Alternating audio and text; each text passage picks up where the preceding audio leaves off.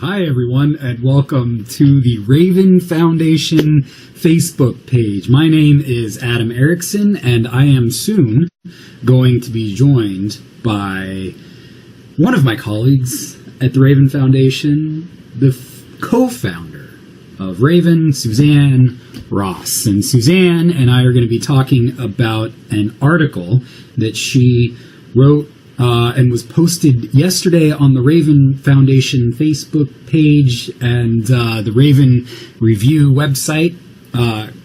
It's about Donald Trump's tweets, which seems to be all that we can talk about, and liberal outrage.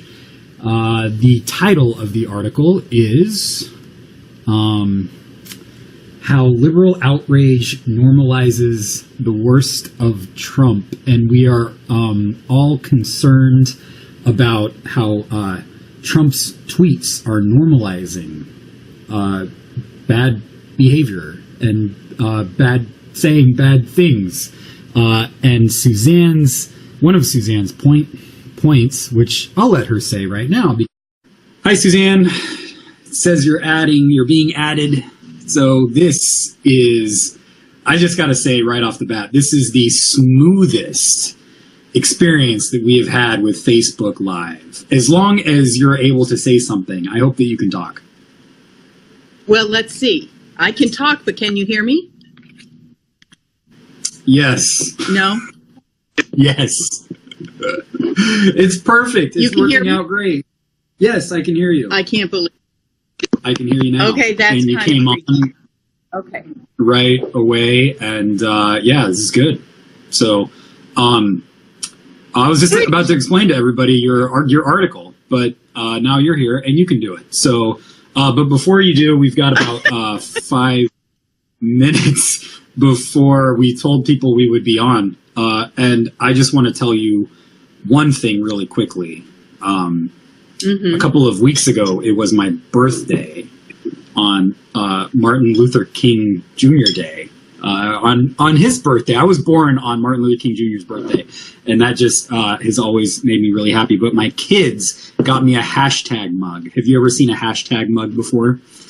No, you haven't. Neither had I, and it looks like this. It's a hashtag mug. Oh, so you can write little messages on there, and I won't tell you what my middle child wrote on the message for my birthday, but I will tell you what I wrote on here. Oh, it's backwards. I keep forgetting that Facebook Live puts this on backwards. I'm going to have to write backwards now, and that's just way beyond my pay grade. But it says, "Hi, Suzanne," and it's got hashtag I'm outraged. And every time I was going to take a drink, I was going to say I'm outraged by what it is that you're talking about, because your article was outrageous, Suzanne. Let's just get right to the point. Well, it's funny. I mean, maybe we could, if you don't mind sharing that this week I had the reading of my play about Maria Montessori on Monday night, which is like a highlight for me. Many of you who follow me know I write a lot about the intersection of mimetic theory and Montessori, and we've been talking about it the last couple of weeks. And I've been writing a play about it and got it to the point where I could let other people look at it. Like it made sense, not to just me in my mind, you know. So that was like a big high point for me. And so last week I couldn't work on the play because I didn't want to mess with the draft before I'd gotten feedback.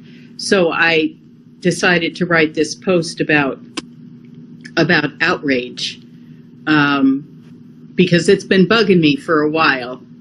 And we've written about it in the past and talked a little bit about it from a mimetic theory standpoint, because on so many levels it's a counterproductive strategy, but it's a seductive one too, you know. So anyway, I was happy I had to stay away from my play and work on this. So Good. Well, I'm glad you did, because we also posted it on the Teaching Nonviolent Atonement website, and Pathos posted it on their Facebook page, and people on Pathos are outraged at your comments about outrage. I imagined it would create a little bit of pushback. Yeah, a little bit. So let's go. We've got some people who are watching live, and if you want to join the conversation, I've got my video here, and I've got my computer here, and I've got the Facebook page up over on my computer, so I can read your comments and questions. So if you have comments and questions, go ahead and write that over there on the Facebook page, and I will do my best to bring you in. But Suzanne, let's start going in on your. Let's discuss your article. Okay. You write, if we have to. You write about outrage. The title is "How Liberal Outrage Normalizes the Worst of Trump," and this is really interesting because in the media and on social media, everybody is worried that Trump is normalizing bad behavior for the president by his tweets and things. But you have a little twist on this idea. What's your twist? Yeah, I mean, I've read that often. In fact, what triggered me to write the article was that I was reading some op-ed piece somewhere. I can never remember where I read anything, but the writer said, I really, it's against my better judgment to start railing against this tweet, but I feel that I must, or it will become normalized. And then he proceeded to express his outrage about the tweet, and he's clearly stating a common position that if you let something that's offensive go without answering it, you're participating in it. And I think that's very, very true in a personal conversation with people. If, you start making some racist remark and I'm in the room and I just let it go, in a way that is participating in it. And You're complicit. You're complicit because you haven't, it's not like you have to get in a big argument, but, the good advice I've heard is you just say, I don't see it that way, or that's not funny to me, or you just say something. You don't, want to get in an argument, but you just make it clear that, we don't talk like that here. Yeah. And you don't have to try and convince someone otherwise.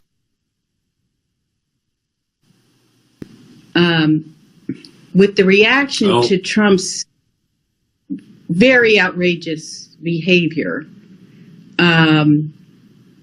is that people are trying to, I think, good intentions to try and get him to stop it. Just stop doing what you're doing. And the outrage is supposed to prevent what he's doing from becoming normal presidential behavior. And I think that's a legitimate fear. As I said in the article, it would be tragic if this becomes the new normal for how presidents, politicians, business people, our ambassadors, God forbid, what if our ambassadors start insulting people and making up derogatory nicknames and dropping, those racial, hidden, racial trigger words, those. Really? Yes. I mean, we don't. So I share the goal that this can't become normalized, but my concern is he's not in the room with us. Okay, so I think it's different. So we're in a different relationship with this guy, and I'm hoping the people in the room with him are saying, Donald, that just, that's inappropriate. And I know that there's stories that the congressman and his staff and so forth, his children have said to him, Dad, come on. So, okay, good. So that's happening. Let's let them do that bit that they're supposed to be doing. But, and this is where mimetic theory comes in. When you react to something, you give it energy and you feed it. And you magnify it. Right? So, you know, the thought that they ask in the article is, what does it mean for something to be normal? It means it's part of, you know, things you do every day, and just without thinking about them, they're just part of your daily life.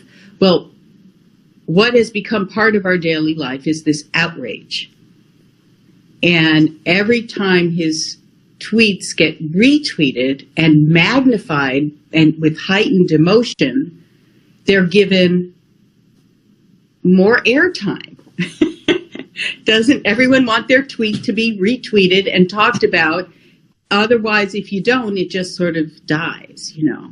How many? And here, I think you're getting at a really important point, that all publicity is good publicity, even negative Yes. publicity. So like during campaigns, which we're always in campaign season now, Trump is making campaign videos already, right? And his latest campaign videos, our friend Bob Kohler wrote an article about.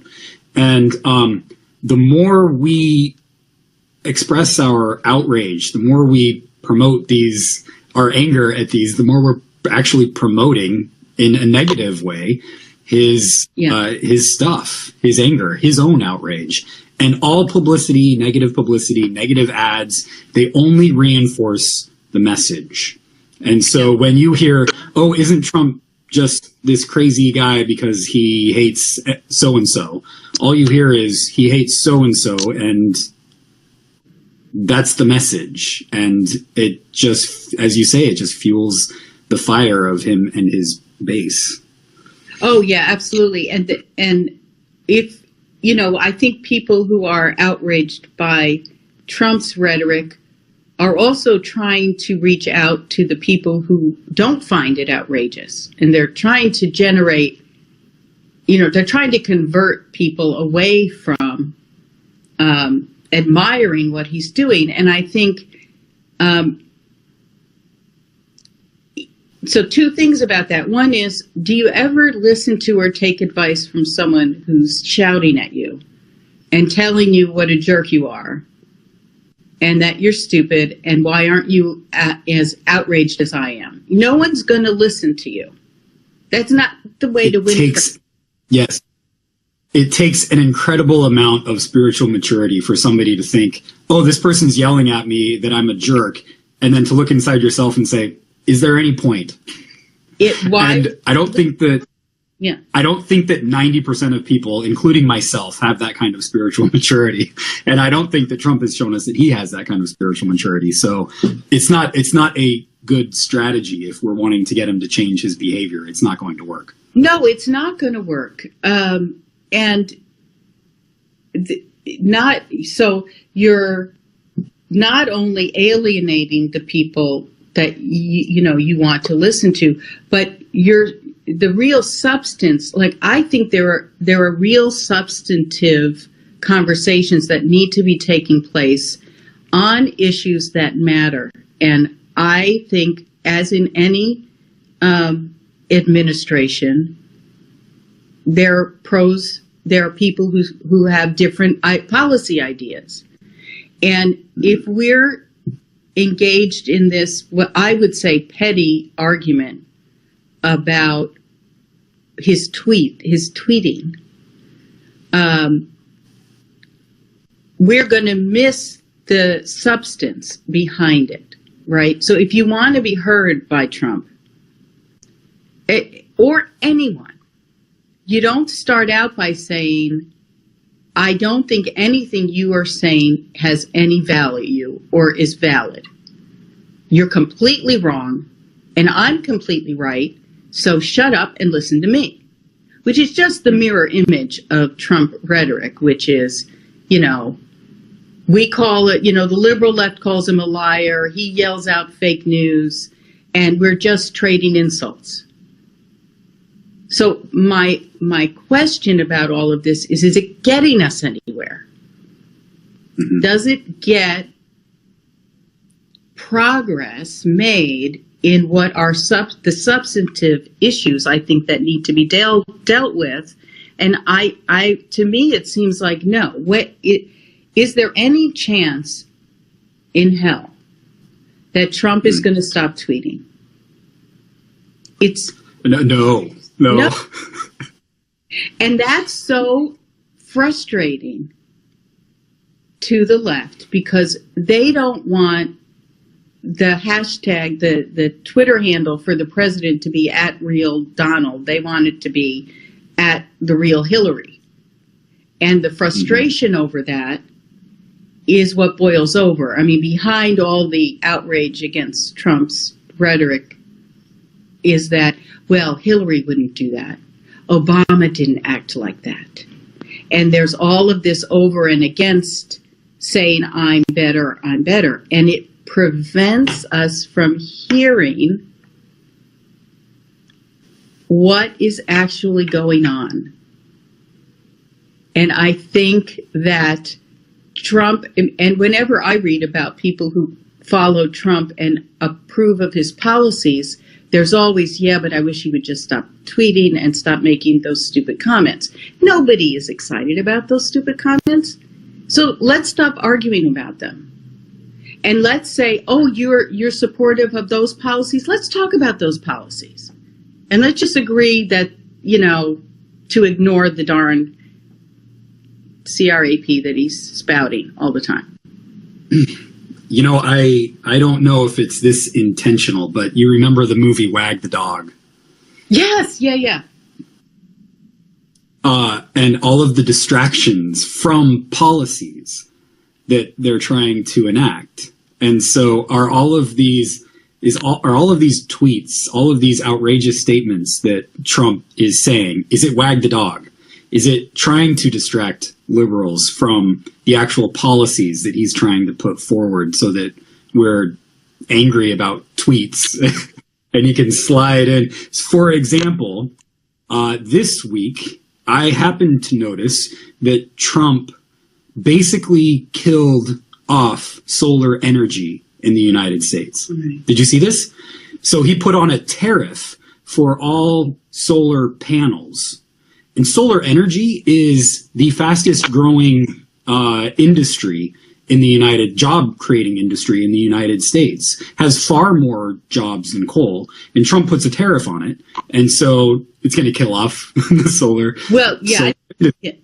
I think we're like, nobody's talking about this policy because we're outraged at other things like tweets that he's making. So I worry that I identify as a liberal, and so I worry that liberal outrage is just playing into this wag the dog policy and distracting us from what's going on.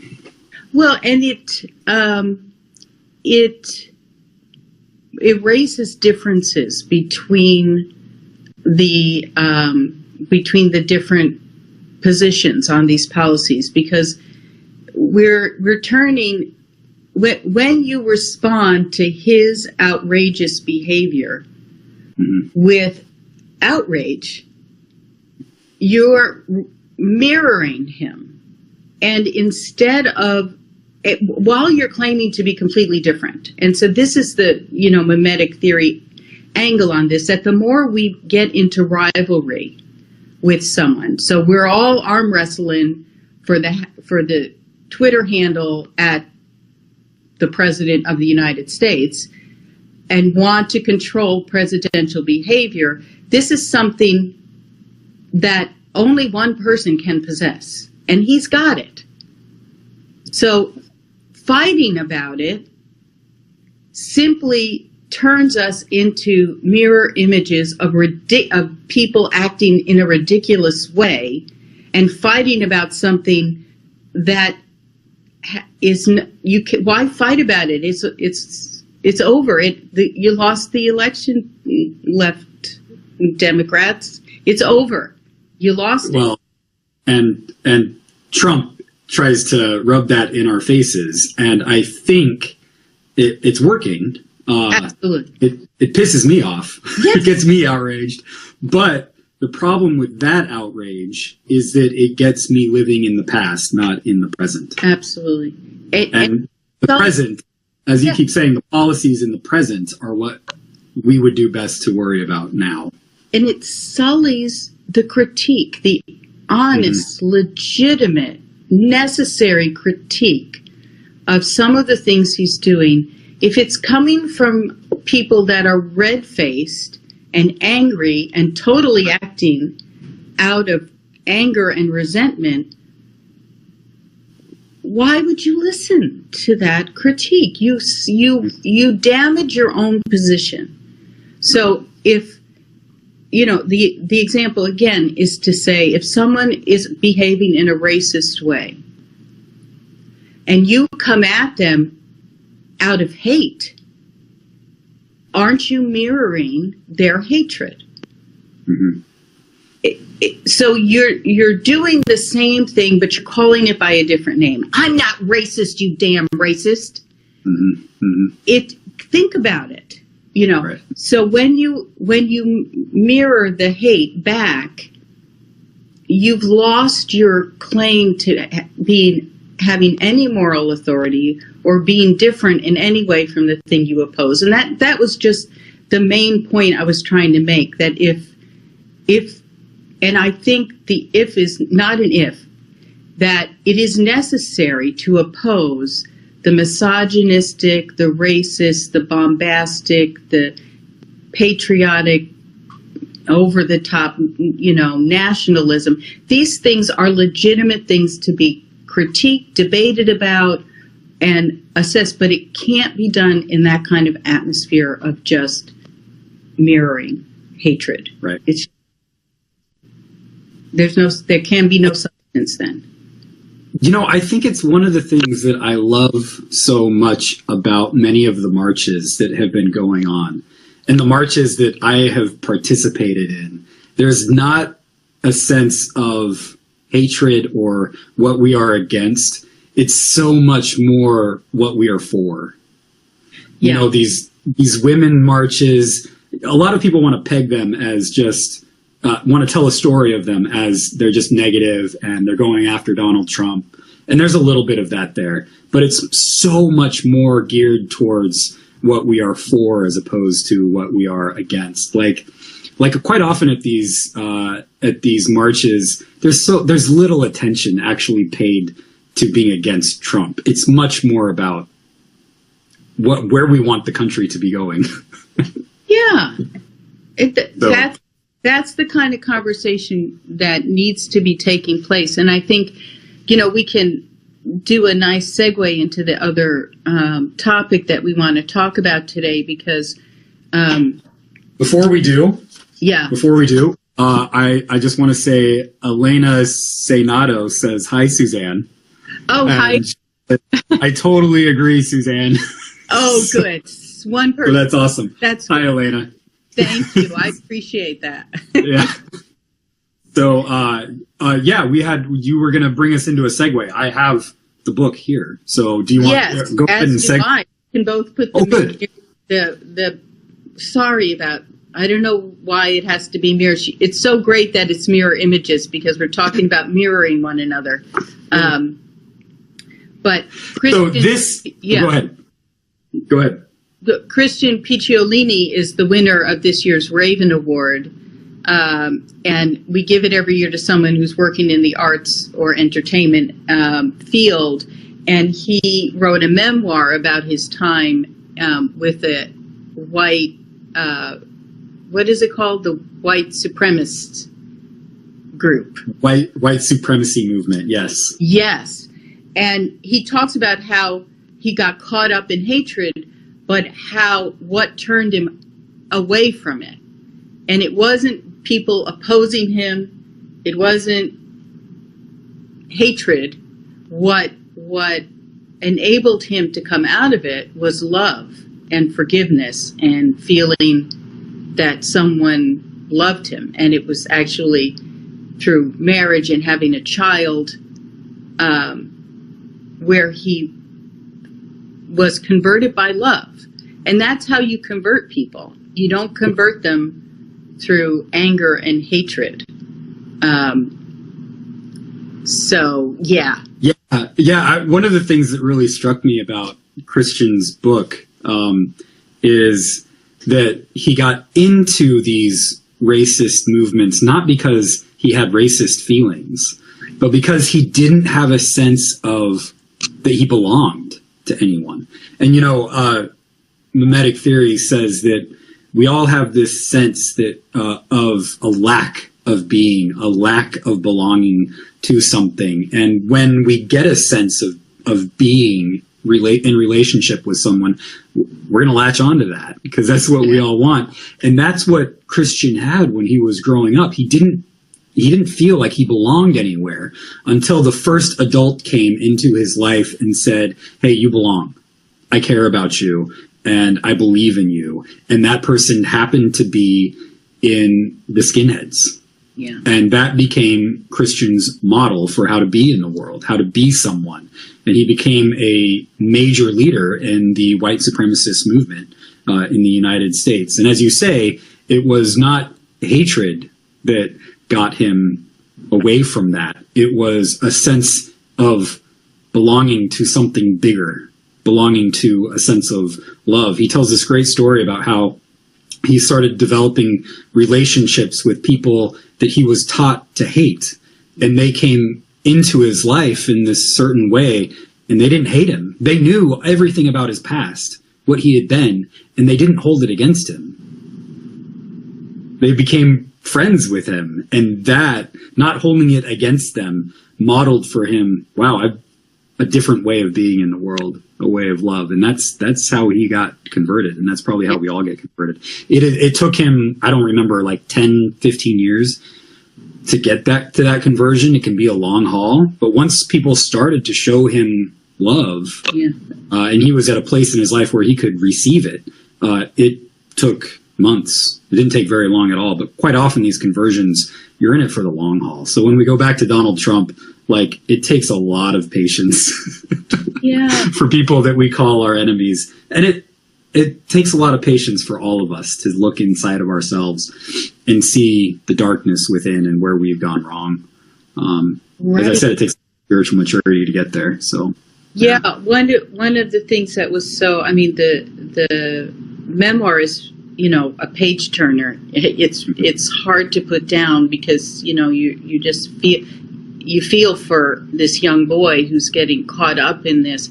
But what is very poignant, and I think a good thing to take away from this, is even when he was at the height of his involvement and getting the most satisfaction out of being the leader of this group, there was a little voice that would keep, whispering inside of him, is this right? No, I'm not going to listen to that voice. But he, all throughout, even when he was fully invested in it, there were moments where he could tell that there was he should be questioning this. And I think when we see people acting out in ways that upset us, we need to remember that no doubt inside them is also a little voice that's saying, is this right? Should I be maybe I should be questioning this ideology of hatred and economic oppression and so forth. And if you want to reach that voice and amplify that whispering voice, how do you do that? Because that means that you actually care for the person, right? Rather than want to defeat them or destroy them, which is the other piece about Outrage that bothers me, is that it is just about, I'm going to, who's going to win? I'm going to destroy you because you're wrong and you don't deserve to live, which is just, again, mirroring racist attitudes, but given a different name. Yeah. And we know that we don't reach that sense of conscience through shaming people, right? That doesn't work. And one of the things that I love about what Christian is doing now is not just writing his book, which is called White American Youth, and you can get it on Amazon or wherever great books are sold. But he's now working tirelessly to try to bring people who are in the white supremacy movement out. So he's trying to speak to people and their conscience in that. And you can find this video on YouTube, and maybe we'll link to it when this gets posted, of Christian talking with Robert Spencer, who's one of the big white supremacists out there now. And he goes through this. He's like, can we go get coffee and talk? He's just like really patient and trying to say, this isn't right. Deep down, this isn't right. Can we just get some coffee and talk about this? And it's just this really gentle, non-accusatory, non-shaming way of trying to reach a white supremacist. And that's how he was reached. That's how he was converted out of the white supremacy movement. And that's how he is going about trying to bring people out of it too. Yeah. So I think that it's a great model for how to find conversion in the world, how to meet people where they're at and love them into a different way of being. So.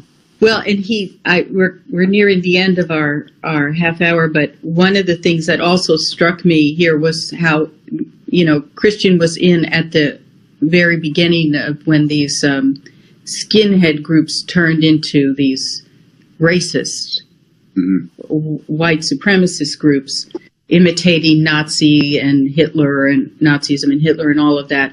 And he said one of the things that really boosted the movement, it was just a bunch of, disaffected kids who didn't have a sense of belonging, as you say. But they went on Oprah. Oprah had them on, these early leaders, and Geraldo had them on.